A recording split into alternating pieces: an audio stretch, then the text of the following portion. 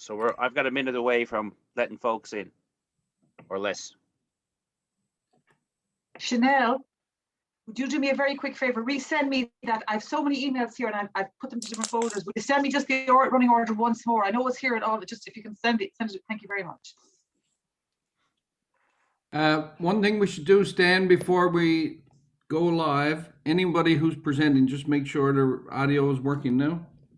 Okay. Sounds good. So I'll put myself on mute. Everyone just chime in and say good morning again. Make sure we got you. Good morning. Can you hear me? Perfect. Yeah, good, Larry. And Jolene? Good morning. Yeah. She sounds way better than Larry. Or did I say looks way better than Larry? One of them. Yeah, both. Oh, all right, boss. I'm going to let the folks in now. Release the hounds.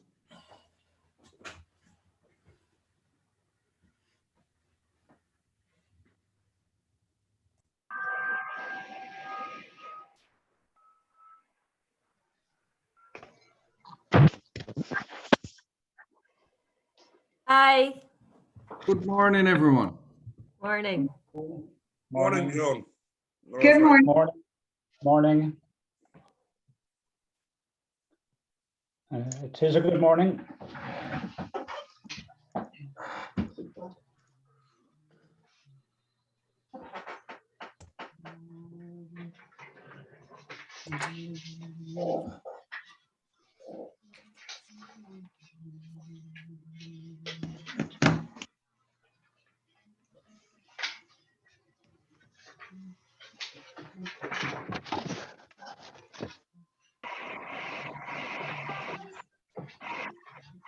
Give everyone a moment now to get in, get settled.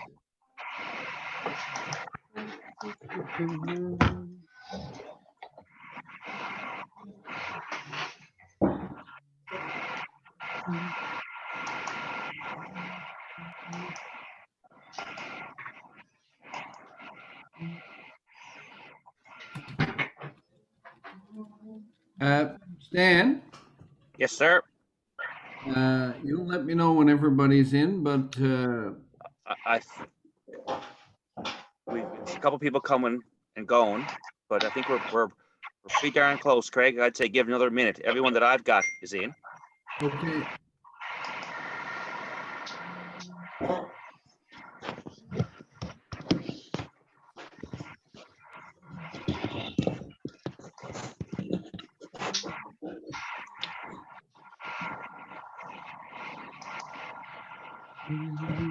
I guess before we really get started in this, first of all, welcome.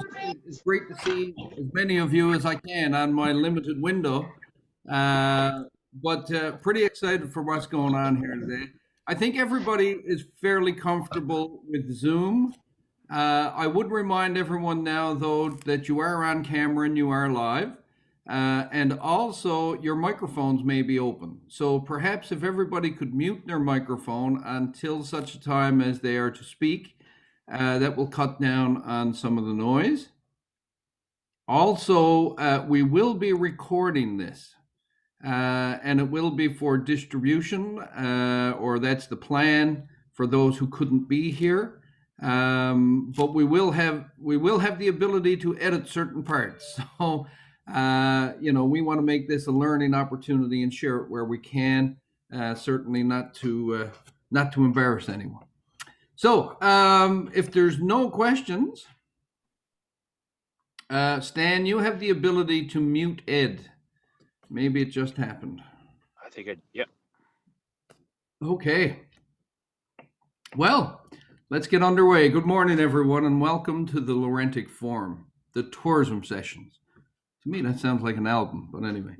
For those of you who do not know me, my name is Craig Foley, and I'm the CEO of Hospitality Newfoundland and Labrador. Ireland and Newfoundland and Labrador have a long-standing relationship, similar cultural traditions, and hospitality that's certainly evident in businesses that we were on both sides of the pond. In spirit of that long-standing friendship with our counterparts in Ireland, Hospitality Newfoundland and Labrador is delighted to be here today to help facilitate this informing sharing session for those in the larger accommodation sector. We hope the information and discussion today will provide all participants with a great opportunity to discuss best practices and explore opportunities for their tourism businesses. Before we get going, though, I would now like to introduce Maeve and ask her to come on and say a few words of welcome. Thank you so much, and it's great to be here today. Good morning and good afternoon from Donegal. My name is Maeve Shoiga, and I work for the Gaeltacht Authority. So for those in Newfoundland, we cover regions where Gaelic is the first language still, and Donegal has a very substantial region like this, so which is why we were involved. So between our Gaelic-speaking regions and the Inishowen Peninsula, where the Laurentic Forum is based, we have a big reach and a big tourism reach. And I guess these sessions, the Laurentic seminars and forums over the last few years have covered a wide range of sessions, but these are particularly obviously focusing on tourism. And we wanted to rather than do something, impersonal and huge, we thought we'd bring a small select group of people together. And this is there's 2 sessions in this series, but we would hope that this will develop long-standing relations between the 2 Atlantic-based regions, because they have a lot in common and a lot to learn. For that reason, I think it's a very good match and a good dating pair. And I think we can learn, whether it's even personally, whether we may end up holidaying ourselves in Newfoundland personally, or bringing groups over for business links and vice versa. I think it's all very positive. So thanks to everybody on this side who've been organising Inishowen Tourism, Heidi there, and Maya Niari from Donegal Tourism, who works as a Gaeltacht representative. Thank you very much for gathering the businesses here today. This is our first, we're learning, so please give us lots of feedback. The second session is on this coming Thursday, so we'd like everybody to attend that one as well. Let's see how today's goes, but I'll go back to Craig, who's hosting this morning, and enjoy the day, or enjoy the morning. Thanks very much, Maeve. We do have a few operators who are going to give their insight in today's topic. First, I'd like to invite Martina Rafferty to present. Martina has extensive revenue management experience and worked in some of Ireland's premier properties, including the Marin Hotel and Ashford Castle. Returning to County Donegal in 2014, Martina is currently the GM of the Waterfront Hotel in Dunglow, a beautiful location in West Donegal. Having experienced both good and bad times in the sector, Martina is passionate about the revenue management strategy. Welcome, Martina. Thank you very much, everyone, and a pleasure to be with you all here this morning. And just to emphasise, I'm delighted to see the amalgamation again, as I've been in a number of forums in relating to both countries. So lovely to be with you. I have 22 plus years in the hospitality sector, and revenue management is very much my forte. And I suppose what I can say is we all look back in the time where we used to be watching pickup, lead-in times, best available rates, all of that and much, much more, coupled with a digital marketing plan and a marketing plan, was how I would have been leaving off last year. When this pandemic hit, the hard work and the planning that I had in place became completely obsolete. And as we say here in Ireland, Murphy's Law, it was a year like no other that my occupancy had exceeded all expectations of what was in the books for the year ahead. And I was never more organised. So turn all that upside down, and you can imagine me standing Irish dancing or tap dancing going, what am I going to do? So I decided, the hotel initially shut back in March, as many, and I decided to review the choice that we made, or the choice was forced upon us to shut. So I opened up by introducing the food trade, and I began by going Thursday through to Sunday.